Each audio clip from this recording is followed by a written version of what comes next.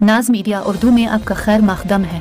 इस वीडियो को पेश करने में ताउन किया है यूनाइटेड हॉस्पिटल सपना मल्टीप्लेक्स के करीब गंपा रोड बेदर, healing tree hospital multi super speciality बेदर, अहमद टूरिस्ट एंड ट्रैवल्स हज और उम्रा सर्विसेज। आपकी खिदमत हमारे नज़र में किसी इबादत से कम नहीं, आपका एतमाद ही हमारी कामयाबी है।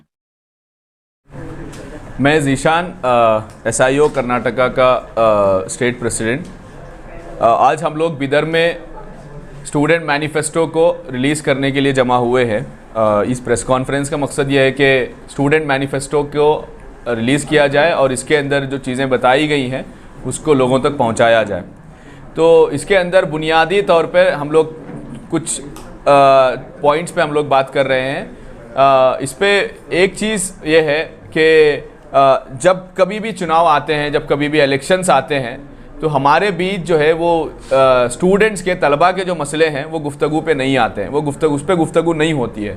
हमारे पास गुफ्तगू जो है वो अलग अलग इश्यूज़ पे होती है, जिस इश्यूज़ पे हमको बात करने के लिए कहा जाता है, उकसाया जाता है। मीडिया के ज़रिए हो सकता है और पॉलिटिकल पार्टीज़ के ज़रिए हो सकता है और अलग अलग ग्रुप्स के ज़रिए हो सकता है। तो हम ये चाह रहे हैं कि इस बार जो है हमने ये स्टूडेंट मैनिफेस्टो विद्यार्थी प्रणाली के बनाए हैं।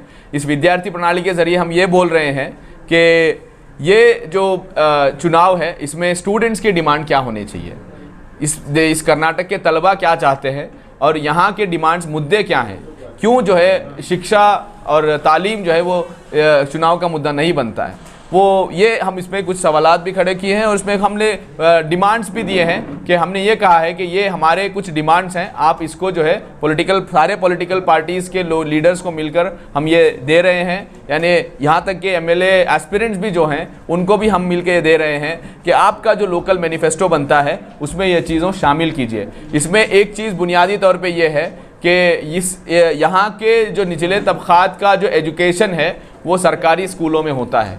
सरकारी स्कूल को इसीलिए बनाया गया है कि यहाँ के लोगों को सबको समान शिक्षा दी जाए। अगर हम कर्नाटक के सूरत हाल देखते हैं सरकारी स्कूलों की, बहुत खस्ता हालत में वो पाए जाते हैं। आज सबसे ज़्यादा जो है 1,41,000 यानी 1,41,000 टीचर्स की वैकेंसीज आज सरकारी स्कूल्स में पाई जाती है। अगर हम उस तरीके से देखते हैं तो सरकार की तरफ से जो बजट आना चाहिए वो बजट जो है वो सरकारी स्कूलों को, वहाँ की तालीम की बढ़ोतरी को नहीं मिलता है। और इसी के साथ साथ यहाँ देखते हैं तो राइट टू एजुकेशन जो एक्ट जो जिसको इम्प्लीमेंट होके 12-13 साल हो गए, आज भी गवर्नमेंट्स की रिपोर्ट कहती है कि सिर्फ 23% स्कूल्स में हम उस एक्ट के मुताबिक काम कर पाए हैं।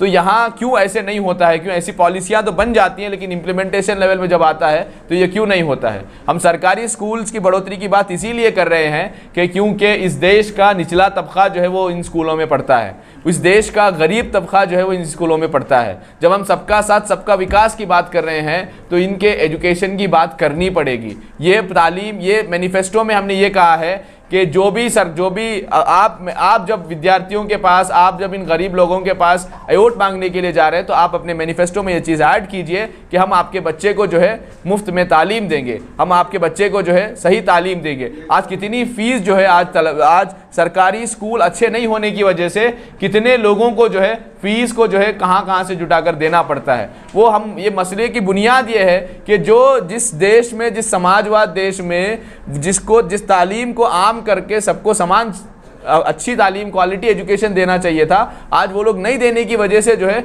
हज़ारों लाखों रुपए फीस भर के जो है बच्चों को हमारे बच्चों को अलग अलग स्कूल्स में पढ़ाना पड़ता है। ये एक पॉइंट है। इसके साथ साथ जो दूसरा है जो हायर एजुकेशन का है, हायर एजुकेशन में हम ये अगर हम देख ले तो हमारी जो स्टेट यूनिवर्सिटीज़ हैं, स्टेट रन यूनिवर्सिटीज़ हैं, उनकी हालत क्या है। तकरीबन हमने तो अलग अलग 2-2 ज़िले, 3-3 ज़िले को एक यूनिवर्सिटी बना दी है, लेकिन आज उनकी सूरत हाल क्या है। अगर हम उसकी सूरत हाल को देखते हैं तो तकरीबन 50% वैकेंसीज वहाँ भी पाए जाते हैं। तो सरकार को ये पसंद नहीं है कि वो परमानेंट फैकल्टी को वहाँ अपॉइंट करे ताकि वो क्वालिटी एजुकेशन दे सके उन स्टूडेंट्स को वहाँ जो पढ़ते हैं। आज स्कॉलरशिप की कटौती की बात की जाती है। आज हम देख सकते हैं कि उन छोटे छोटे बच्चों की तकरीबन 7,000 बच्चों की जो है स्कॉलरशिप जो है वो रोक दी गई है, क्योंकि वो ये कह रहे हैं कि हम आरटी के तहत जो है एजुकेशन दे रहे हैं, तो आपको स्कॉलरशिप की क्या ज़रूरत है। अरे शर्म आनी चाहिए उन सरकार को, जो लोग जो हज़ारों लाखों करोड़ रुपए इन मूर्तियां बनाने पे जो लोग खर्च करते हैं, वो लोग तालीम पे क्यों नहीं खर्च कर पाते हैं। वो 110 करोड़ रुपए जो सेंट्रल गवर्नमेंट से आने चाहिए थे वो नहीं आए,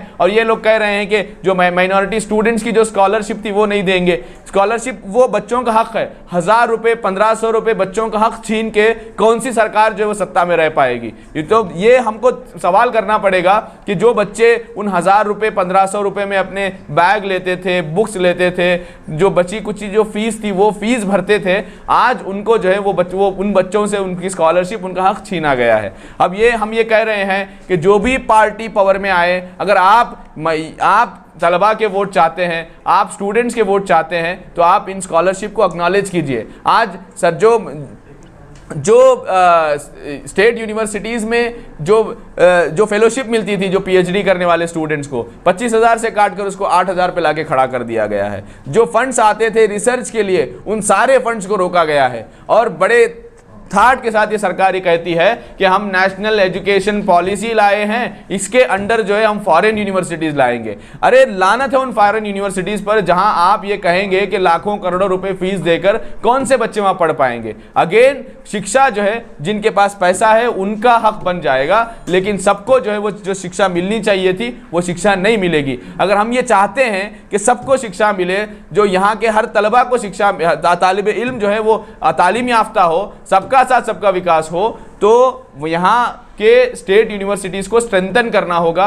यहाँ के स्टेट यूनिवर्सिटीज़ की तालीमी जो कैफियत है उसको जो है उसको सुधारना होगा, उसको फंड्स देने पड़ेंगे। अरे आप ये कहते हैं कि अब जो एग्ज़ाम फीस आ रही है, जो यूनिवर्सिटी फ़ीस आ रही है, उसमें आप यूनिवर्सिटी रन कीजिए। यूनिवर्सिटी कैसे उसमें रन हो पाएगी? इसके लिए स्पेशल डोनेशंस की, स्पेशल बजट की ज़रूरत पड़ेगी, सरकार को देनी पड़ेगी स्टेट यूनिवर्सिटीज़ के लिए। इसके अलावा भी इसमें हम सामाजिक न्याय की बात कर रहे हैं, सामाजिक इंसाफ की बात कर रहे हैं। उसमें हम ये कह रहे हैं कि सबको समान अवसर मिलना चाहिए, किसी जाति के आधार पर, धर्म के आधार पर उसकी निंदा ना हो, उसके हुकूक की पामाली ना हो। सबको जो है समान शिक्षा इस यूनिवर्सिटीज़ में मिलनी चाहिए और कॉलेजेस में मिलनी चाहिए, तभी जाके जो है वो सब सामाजिक इंसाफ को हम अश्योर कर पाएंगे। इसके अलावा भी हम लोग इसके अंदर उद्योग की बात किए हैं, इसके अंदर हम एम्प्लॉयमेंट की बात किए हैं। उस एम्प्लॉयमेंट को हम ये कह रहे हैं कि आज भी 37% गवर्नमेंट जॉब्स जो है वो खाली हैं, जिसकी वजह से लोगों को यहाँ वहाँ जाके काम करना पड़ रहा है।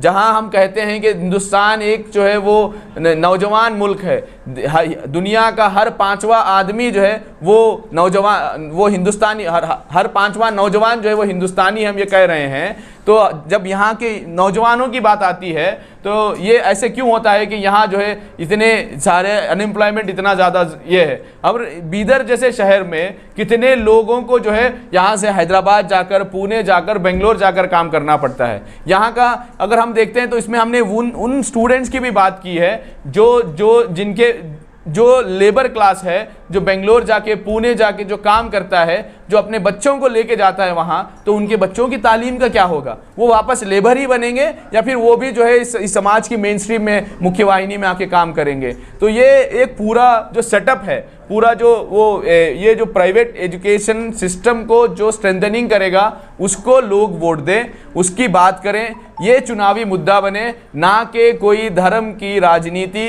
कोई देश, कोई ऐसा एक नफरत भरा भाषण।